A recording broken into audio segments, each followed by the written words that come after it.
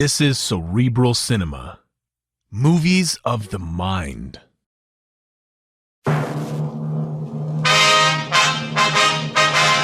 Sound off for Chesterfield. Chesterfield is best for you. First cigarette with premium quality in both regular and king size. Chesterfield brings you Dragnet.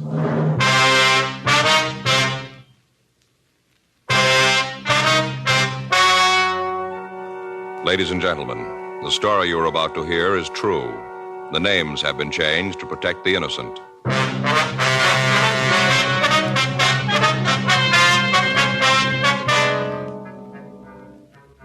You're a detective sergeant. You're assigned a robbery detail. A suspect has been apprehended. You have a positive identification from the victim. Your job, investigate. Years ahead of them all. Chesterfield is years ahead of them all. The quality contrast between Chesterfield and other leading brands is a revealing story. Recent chemical analyses give an index of good quality for the country's 6 leading cigarette brands.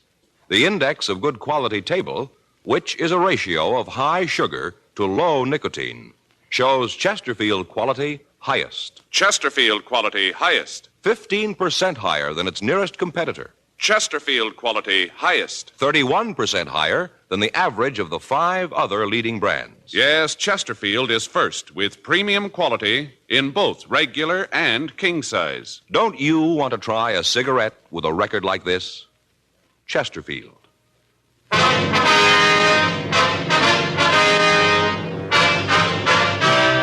Dragnet, the documented drama of an actual crime. For the next 30 minutes, in cooperation with the Los Angeles Police Department, you will travel step by step on the side of the law through an actual case transcribed from official police files. From beginning to end, from crime to punishment, Dragnet is the story of your police force in action. It was Wednesday, June 3rd. It was hot in Los Angeles. We were working the day watch out of robbery detail. My partner's Frank Smith. The boss is Captain Didion. My name's Friday. I was on my way into the office, and it was 7:46 a.m. when I got to room 27A. Robbery. Joe? Yeah? You're early. Yeah. I got to run over to Georgia Street Receiving Hospital. What's the matter? I don't know, Frank. I started to get headaches last night. I couldn't sleep. Ringing in my ears. I don't know what it is. Now, hold on. Stay right there. What? It's got up my locker. I'll get it for you. What are you talking about? The headaches get worse when you move. What? When you move around, it gets worse, right? Yeah? Feels like your head's going to blow up? Yeah? Uh-huh. Glad you came to me. I know just what it is. Got stuff right up here. Someplace. Yeah, here it is.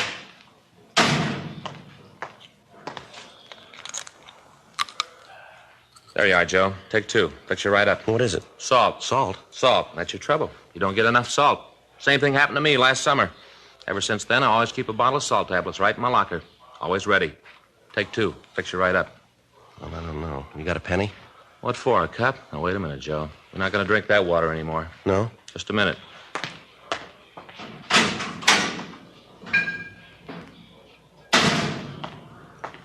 Bought a whole case of this for us.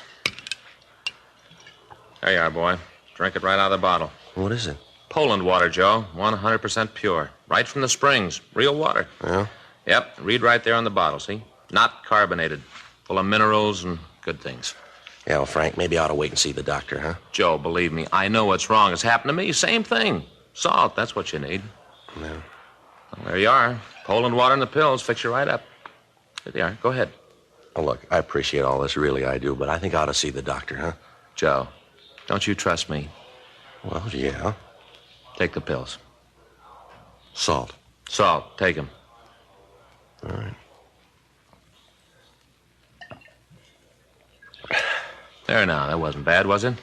If the headaches don't go away, we can drop by Georgia Street and see the doc. Oh, you want to give me the bottle? I'll put the cap back on. Keep it fresh for all us. right. Anything in the box? Yeah, in the arrest report, we're supposed to check the guy out. Anything on it? Held up a grocery store at the corner of 7th and Francis a week ago yesterday. When'd they pick him up? Last night. Victim saw him on the street and called a radio car, took him into custody, and then booked him. Well, let's go talk to him. I'll see what he's got to say. After we get through, we can drop by the hospital if he's still got the headaches. This shouldn't take too long. Well? Sure, guy's already confessed.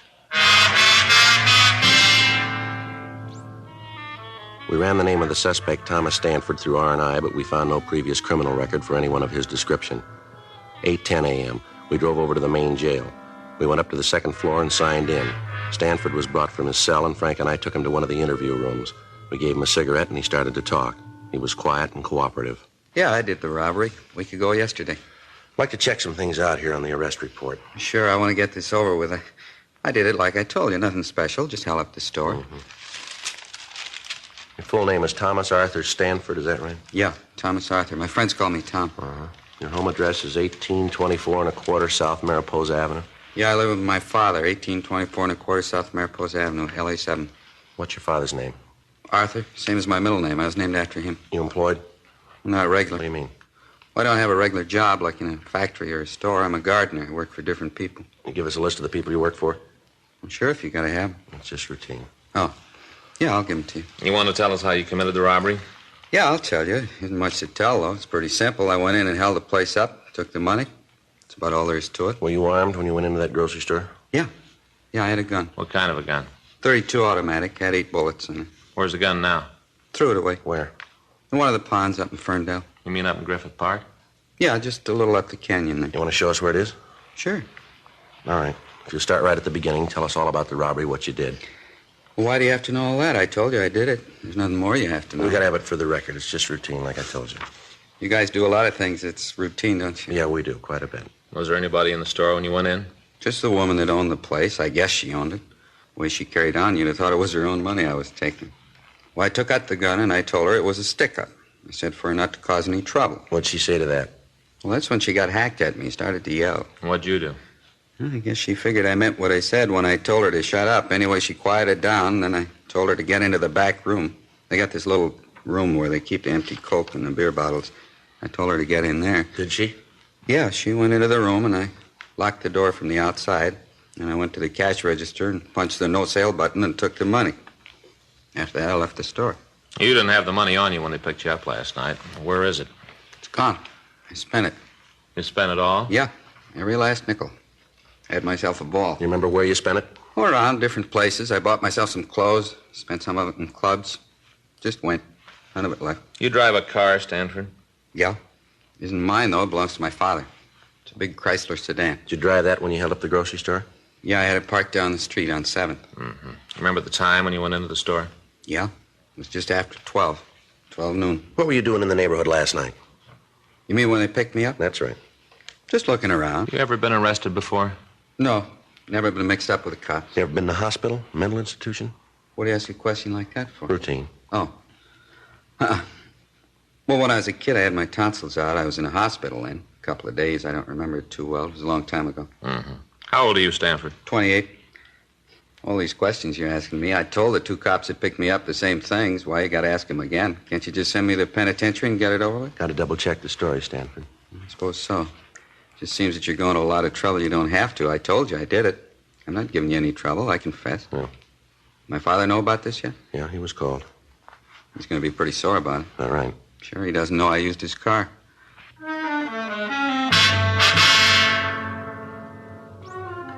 "9:15 a.m. We checked the suspect out of the main jail and took him over to the store that had been robbed. While Frank waited in the car, I went in and talked to the victim, a Mrs. Alice Kenwood. I told her that we'd bring the suspect into the store and ask him several questions about the robbery. During that time, I told her that we wanted her to observe the suspect so that she could give us a positive identification. I told her that it would be better if she didn't talk to him and that if she had any questions, she could ask them through us. She agreed and said that she would do anything she could to help us in the investigation. I went out to the car, and Frank and I brought the suspect into the store. Come on back here, Stanford. What are you bringing me here for? What are you trying to prove? I'd like to have you explain a few things for us. Well, I told you all I could. I told you I committed the robbery. Isn't that enough? Just a couple of things we'd like to have you clear up for us. Well, what things? I told you how I did it. Well, she'll tell you. That's the woman I held up. She'll tell you it was me. She should know. She's the one who turned me in. How about it, Miss Kenwood? He's the one, all right. I'd know him any place. There, isn't that enough? What more do you want? I'd like to have you show us just how you came into the store, what you did while you were in here. You mean the whole thing? Yeah, from the time he came in through the door. All right. Take these handcuffs off, and I'll show you. You can show us with them on. It's got to be that way. It's going to make it tougher. Go ahead. Yeah. Well, I came in the door. I came in, and she was standing behind that counter. You mean Miss Kenwood? Yeah, her. She was standing behind the counter. I walked over to her. I showed her the gun. Told her it was a stick-up. Told her I wanted the money. That's right. He pointed the gun at me. I thought he was going to shoot. All right, go ahead, Stanford. Well, she started to yell, told me to get out of the store. Certainly I yelled at him. You think I want anybody coming in here and waving a gun around?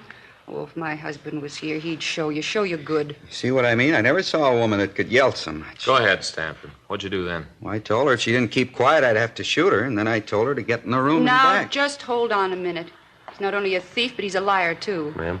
That's not what he did at all. What do you mean, Mrs. Kenwood? He didn't tell me to get into the back room. There ain't any back room. How about that, Stanford? You're going to listen to her? I'm the one that robbed the place. She didn't. I guess I know what I did.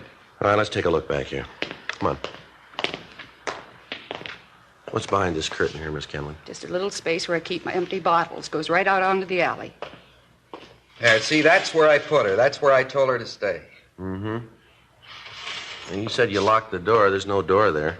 I got confused. It doesn't make any difference. I told her to get back there and stay there until I was out of the store. That's a lie. You did no such thing. You told me to get down on the floor and cover my face. Then you went over to the cash register and you took the money. I didn't move. Didn't want to give you any trouble the way you were waving that gun around. It's a wonder you didn't try to kill me. The way you're yakking it up, I should have done it. All right, that's enough. Frank? Yeah. You want to take Stanford out to the car? I'll be right with you. Yeah, okay. Come on, Stanford, let's go. I don't know what you got to go through all this for. I told you I did it. I never saw anything like it before. You can't even confess around here. Nobody believes you.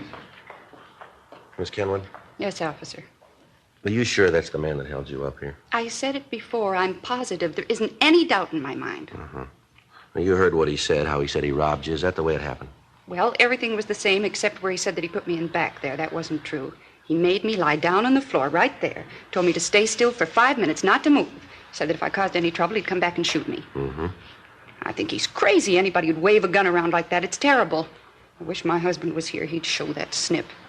He's in the Army, you know, my husband. Yes, ma'am. Awful thing, him overseas getting shot at and young punks like that roaming around the streets with guns, threatening people. It's a terrible thing. Now, this is pretty important, ma'am. I want to ask you once more. You're sure that's the man who held you up? How many times do I have to say it? I told you that it is. He admits it himself. What more do you need? Well, I don't know, ma'am. There's just something here that isn't right about the whole thing.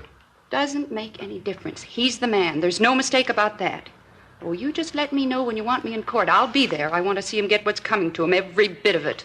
Yes, ma'am. So do we, if he's the right man.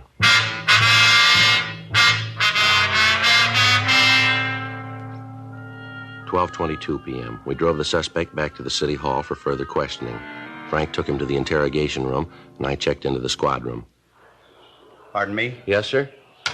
Sergeant Friday? Yes, sir. Something I can do for you? I'm Arthur Stanford, Tom's father. Oh, yes, sir. I understand my son is here. Is that right? Yes, sir. He's here. Wonder if I could see him, talk to him. Yes, sir. I think that can be arranged. Has he told you why he did it? Has he? Well, he's given us some reasons, sir. None of them are very good. I can't understand it. Just isn't any reason for him to do a thing like this. No reason at all that I can see. Mm-hmm. I don't know what to do, Mr. Friday. I left the house this morning, and all the people in the neighborhood knew about it. They all knew. I walked down the street, and they turned away from me. I could see them watch me through the windows of their houses. I could tell what they were thinking. My son's a thief. Common thief. And in my heart, I know it's true. I don't know what to do about it, Mr. Friday. Can you tell me? No, sir. I'm afraid I can't. Well, maybe he can. May I see him? Yes, sir. He's across the hall. This way. Right over here, sir. I wonder if I could have a cigarette? Yes, sir. Here you are. Here's a match. Thank you. I'm not sure what I'm going to say to him when I see him. Wish I had some time to think. Well, you don't have to go in now if you don't want to, sir. Oh, it wouldn't help any to put it off. Won't get any easier with time. I might as well get it over with. All right, sir.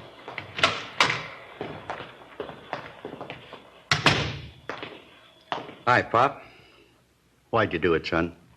Well, I did it because I wanted to. I wanted the money. I don't know any other reason you robbed somebody. I wanted the money, so I did it. You could have come to me. I'd have tried to get the money for you. You know I'd have tried. Where'd you get it? Where'd you get that kind of money? All your life you've been grubbing for pennies. I don't want small money. I want to be rich. I will be, too. All right, take it easy, Stanford. It's all right, Mr. Friday. I understand. All my life you've been saying you understand. I'm getting sick of it. As long as I can remember, you've been telling me to get out and do something on my own. Well, I finally did it. Now you aren't happy with it. You expect me to throw my head up in the air because you're a thief? Oh, knock it off. I'm tired of you giving me lectures all the time. Yakety yak. Never stop. That's enough of that, don't you think, Stanford? Well, you keep out of this, cop. This is a family matter. It doesn't concern you. This is between my father and me. Well, tell me why. That's all I want. Why? Tell me so I can face the neighbors, so I can tell them you had a reason. Tell them your son's a bum. Well, they know that already, but that's not a reason to steal. It's good enough for me. They're not going to listen to you anyway. They already made up their minds about me. They did that a long time ago. Come on, Stanford. Let's go back to jail. Sure. Anything else here to do? He never understood. He never did. Let's go. One thing I'd like to ask first. What's that? You're going to jail for a long time. I have to live while you were gone. It's your worry. Well, it always has been. I want to know what you did with the gardening tools. I'll have to have them to get along. I don't know. I left them someplace. You remember where? Think. I need those tools. I'm not sure. Maybe at Mrs. Howard's. Maybe that's where I left. Over on 12th? Yeah, I did her place last Wednesday. I guess I forgot to pick the stuff up when I left. It must still be there. And I'll go over and get them. Wait a minute. What do you want? You said you did some gardening for this Mrs. Howard last Wednesday. That'd be a week ago yesterday, is that right? That's what I said. You remember what time you were there? Most of the day. I got there about 10 in the morning, left about 4 in the afternoon. I was in a hurry to get away. That's why I forgot the tools, I guess. You leave the place at all during the day? Not till I finished. What are you trying to prove with all these questions? It's about the robbery, Stanford. Yeah? If you were at this Howard woman's house, how could you held up the grocery store? Don't make no difference how I did it. I don't have to explain it to you. No, you're wrong about that, Stanford. Is that right? Too many things here don't add up. The way you confessed, the difference in your story about the robbery. Now, this thing about you being at the Howard house. I don't know why you're lying about this, Stanford. Yeah? But we're going to find out.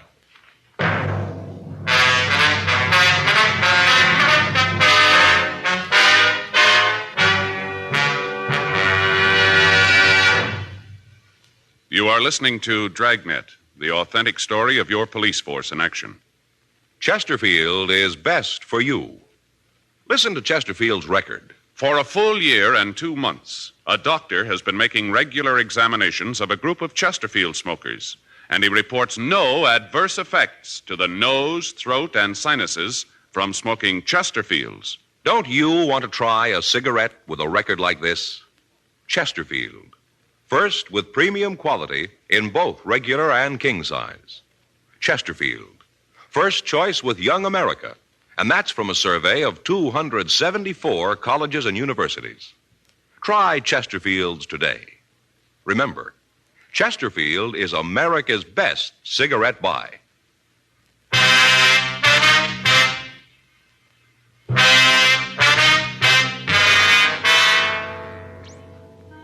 We continued to talk to the suspect, Thomas Stanford, for another hour. He refused to say anything about the conflicting aspects of his story. His father pleaded with him to tell us the truth, but other than admitting he was responsible for the grocery store robbery, he'd say nothing. We got the address of the house where Stanford had said he'd left the gardening tools. 3:15 p.m. After taking the suspect back to the main jail, Frank and I drove out to talk to the Howard woman. Place sure looks nice. Well kept. Yeah.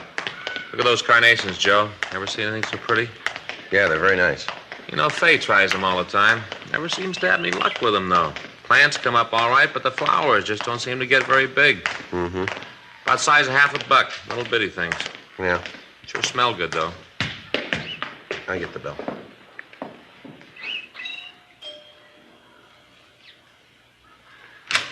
Yes? Miss Howard? That's right. Is there something you want? Police officers, ma'am. We'd like to talk to you. Policeman? What do you want to see me for? Well, it's about a man who did some work for you, Thomas Stanford. Oh, yes, come in, won't you? Thank you very much. My name's Friday, Mrs. Howard. This is my partner, Frank Smith. Well, how do you do? How you do, ma'am? Just sit down there. I'm having a late lunch. Can I get you anything? No, thank No, you. thank you, ma'am. Sure you wouldn't have a glass of iced tea or something like that? No, thanks, Miss Howard. How about this man, Stanford? Oh, yes, Tom. He's a good gardener. Does a beautiful job on the place. You should take a walk around the grounds. He keeps it just beautifully. Yes, ma'am. Could you tell us when he was here last? Oh, well, I'd have to think about that. Let's see. Well, I think it was a week ago yesterday. Yes, that's right, last Wednesday. He comes once a week. He should have been here yesterday. Called his house when he didn't show up. No answer. Probably forgot. He's very forgetful, you know. Is that right? Oh, yes. But take the last time he was here. He walked off and forgot all of his tools. Lawnmower, clippers, everything. Had to take it back to the garage. Just left it on the lawn right out in the front of the place. Mm-hmm. You ever had any trouble with him? What do you mean by trouble? Well, any arguments, disagreements? Well, on a couple of occasions, we've had words about what flowers to put in. He's wanted to plant one thing, I've wanted something else.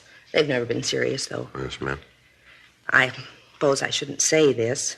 What's that, Miss Howard? Well, frankly, I've never thought that Tom was real bright. He seemed sort of backwards. How do you mean, backward? Well, when it came to thinking out something for himself, he just couldn't handle it. If you told him to do a thing a certain way, he'd do it, never vary from the way you told him. Mm-hmm. I'd asked him to figure something out, and he was dead. Seemed like the motor was turning over all right, but he just couldn't get the clutch out. Gears just wouldn't work. Yes, ma'am. That's why I say I don't think he's very bright. He just can't seem to think for himself. No initiative. Do you remember what time he was here on Wednesday? Well, now, let's see. He got here about 10 in the morning. It was right after that radio show about the Friends. I'd just finished listening to that when he got here.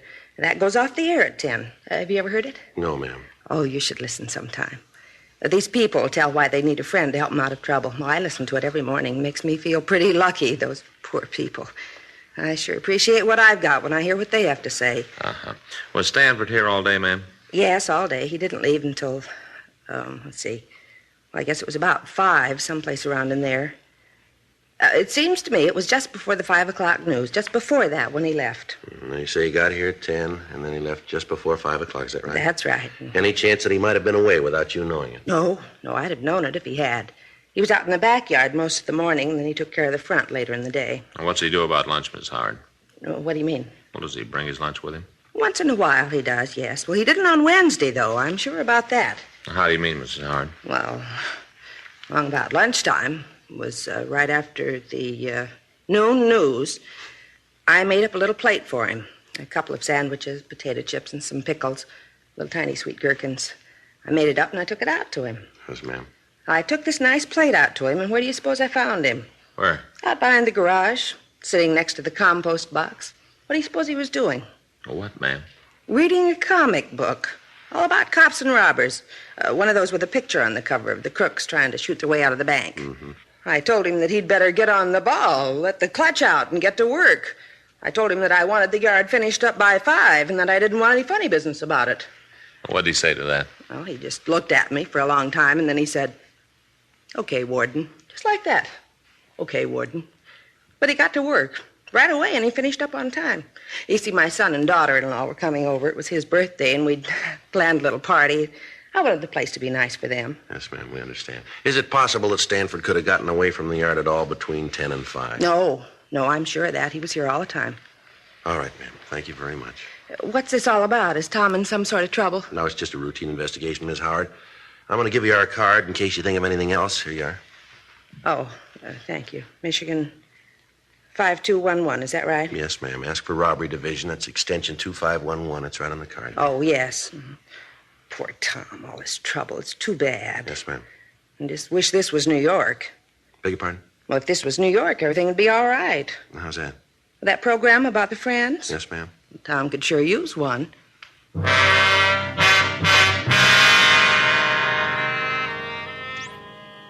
We left Mrs. Howard's home and talked to some of the people in the neighborhood.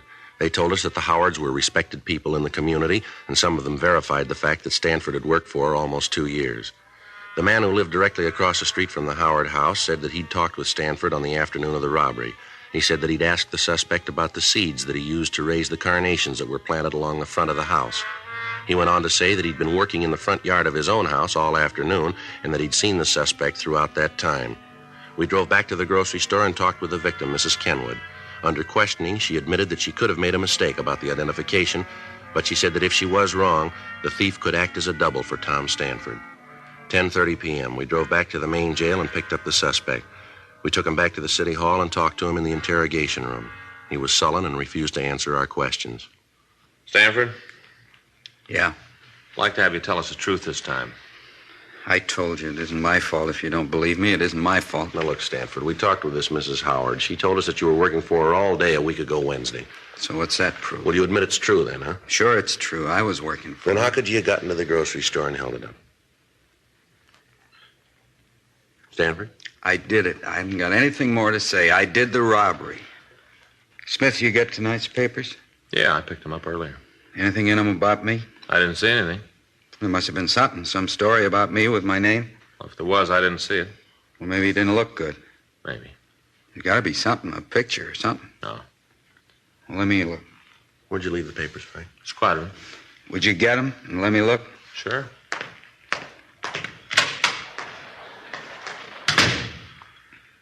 Pretty important to you that you're in the papers, isn't it? I just want to see him, that's all. Well, he'll bring them back. You must have made a mistake. There's something about me. There's got to be. It isn't every day there's a robbery like this. The papers would write it up big, wouldn't they? I don't know. Well, sure they would. There was a story when the place was robbed, told all about how it was done. It was just a little story, but now they've got me. It seems you should have a picture.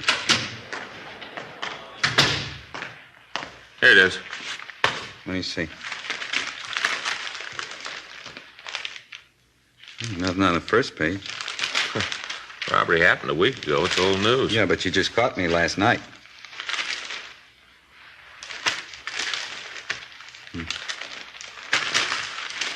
Nothing. Not one lousy word, nothing at all. That makes a difference, doesn't it? Sure it does, sure. If there isn't anything in the papers, how are people going to know I did it? How are they going to know? They won't. But they gotta. Don't you see that? If they don't know that I did the robbery, there ain't no reason for it. No reason at all. What do you mean, Stanford? Well, there won't be no pictures, no nothing. People still think I'm nobody. No one's going to know that I did do something. No one will know. Well, the way it looks to us, you didn't do it. But there should be a story about it, about how I confessed. Maybe not a picture, but at least a story, something. You didn't do it, did you? Stanford? Come on. You didn't hold up that store, did you? No. No, I didn't. I thought I could get away with it. I thought that if I confessed, you'd put me in jail and people would look at me different. And they wouldn't laugh at me anymore because I'd done something. Mm-hmm. Poor dumb Tom. That's what they say, poor dumb Tom. Just once I wanted to show him that I could do something. You ready to go? Back to the jail? That's right. You think we could stop on the way over? I'd like to pick up something. Yeah, what's that? Other papers. Might be something in them.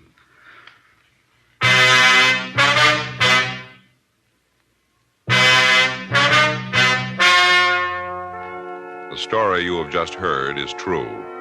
The names were changed to protect the innocent. On June 4th, a meeting was held in the district attorney's office, city and county of Los Angeles, state of California. In a moment, the results of that meeting. Now, here is our star, Jack Webb. Thank you, George Fenneman. I'd like to talk to you people who don't smoke Chesterfields. I'm convinced that if you try just one carton, you'll find they're best for you. They're milder, they have a wonderful taste, and most important, they have premium quality in both sizes, regular or king size. So pick up that carton, will you? Chesterfields. Try them.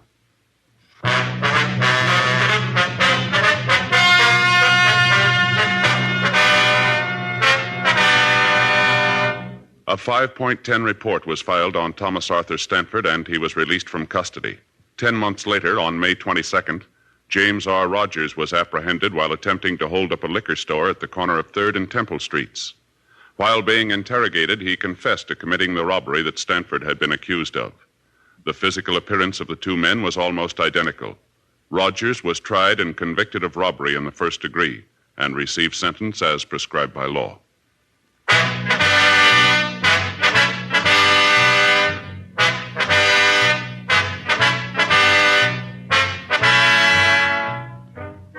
You have just heard Dragnet, a series of authentic cases from official files.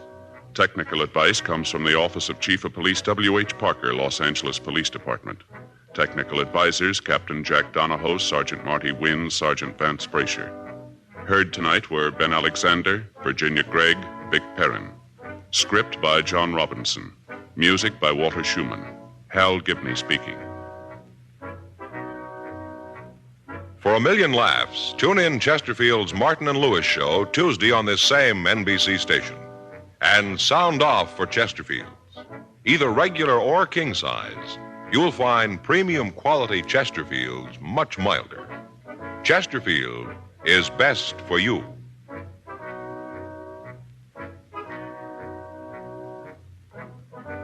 Chesterfield has brought you Dragnet, transcribed from Los Angeles. Now, new Fatima has the tip for your lips. Fatima tips of perfect cork. King size for natural filtering. Fatima quality for a much better flavor and aroma. So remember, new Fatima has the tip for your lips. Fatima. See how smooth they are. Remember, Fatima is made by the makers of Chesterfield. Tonight it's Adventure with Barry Craig on NBC. Cerebral Cinema hopes you have enjoyed this movie of the mind.